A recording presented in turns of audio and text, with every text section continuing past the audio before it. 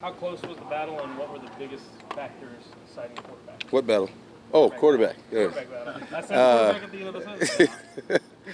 No, I thought, like I said in the release, I thought that both guys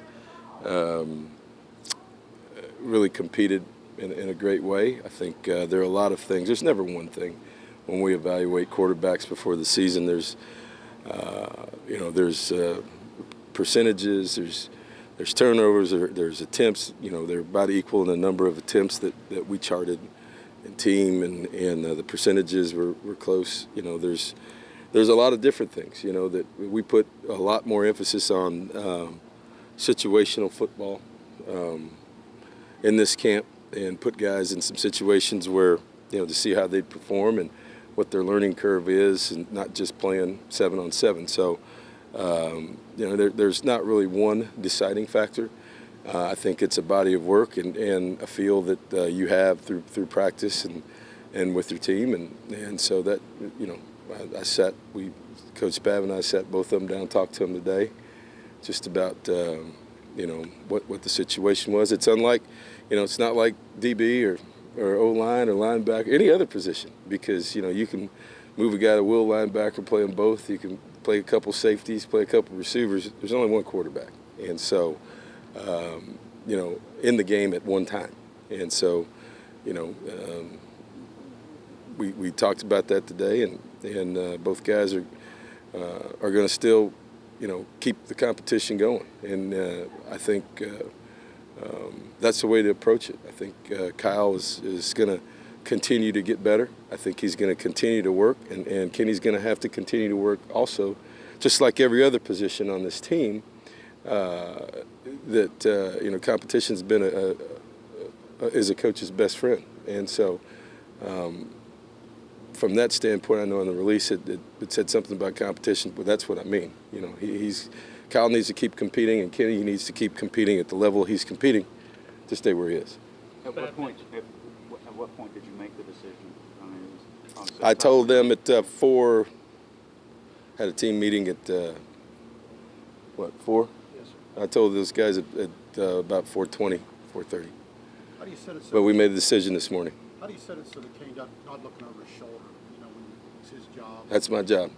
How do you do that? I've done that before a bunch of ways, and so you have to keep the competition, stay competitive, but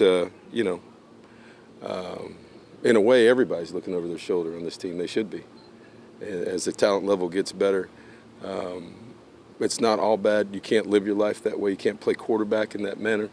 But certainly, there's an expectation for you to do your job, and if not, then that's why we recruit. As I said, competition's the coach's best friend. I think that both of them really. Their growth accelerated because of each other's competition over the last couple of weeks, last 13, 14, 15 practices, and that's a good thing, and that's going to continue. How did Kyle take the news? How do you take the news? Really maturely. So, what else is he going to do? Well, that's right. He's doing well, Is it what he wanted? Probably not. But it was a discussion, and he came out today and practiced very, very well with the twos. I guess as a true freshman, he probably realizes there's going to be other opportunities as well. I don't know. We didn't talk about that. We just talked about the situation today and the situation going forward as far as his approach to everyday practice, everyday preparation, and the fact that, you're one snap away from playing, whether it's from subpar play in front of you or injury. So, your preparation can't slack off, and that competition is going to keep both guys getting better. And I think he understands that. He did today. I mean, it's certainly, whenever you tell somebody that, I think the initial reaction is one of being let down, and that's understandable. He's a heck of a competitor. I think, but as he had some time and he came out to practice today. He's bouncing around doing his job and performing. And so, I would expect. I'd be disappointed if he didn't react in a disappointed manner. Because of the need at backup, redshirting isn't an option probably for Kyle. No. Never was. For any of them. Could have been an option. Could have been an option for Kenny too, if he wouldn't have started. Right? He's got a redshirt year. Well, so. right. I just was making sure you're not going to. There's no plans to redshirt. No. Couple more? Coach Battle mentioned that. Well, this is easy. That's why we released it early. This is good.